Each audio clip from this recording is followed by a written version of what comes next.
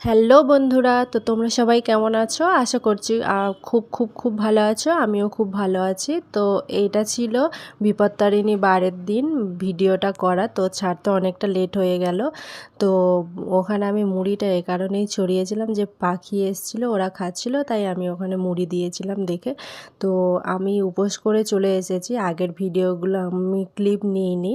তো এখানে এই যে দেখতে পাচ্ছ যে পুজোর প্রসাদ এগুলো ছিল, সম্পূর্ণ বিনামূল্যে দিয়েছিল। তো তার আগে যে ডুটা ছিল ডুরি, তো ওইগুলোর টাকা নিয়েছিল প্রত্যেকটা 5 টাকা করে।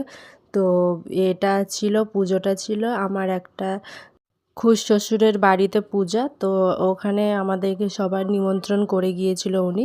তো ওখানে প্রত্যেকের খাওয়া ছিল। তো আমিও ওখান থেকে কয়েকটা লুচি তরকারি খেয়ে এসেছিলাম। তো তারপর আমি এখানে তো লুচি, আলুর দম, কুমড়ো আলুর তরকারি এইসব আমি করেই গিয়েছিলাম। তো আমি আমার শ্বশুর আর বরকে দেওয়ার পর এইগুলোই এতটুকু করে ছিল।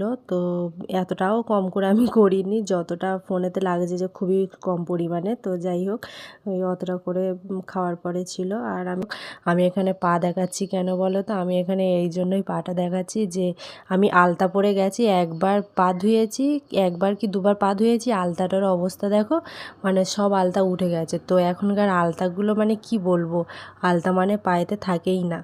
তো এরপর আমি তখন ওই 1টা বাজে। তো আমারও খাওয়া দাওয়া হয়ে গেছে। তো তোমরা কে কে বিপত্তারিণী বার করেছিলে অবশ্যই জানাবে। তো এই দিনে তো 13টা লুচি খেতে হয়। তোমরা কে কে 13টা লুচি খেয়েছিলে? আমি এবছর খাইনি। আসলে বড় বড় এই যে 13টা লুচি খাওয়া তো সম্ভব নয়, তাই জন্য আমি ছোট ছোট করে 13টা লুচি আমার জন্য করে গিয়েছিলাম। তো আমি ওখানে 4টে লুচি বড় বড় ওরা দিয়েছে, আমি খেয়ে নিয়েছি, তাই আর খেতে পারিনি।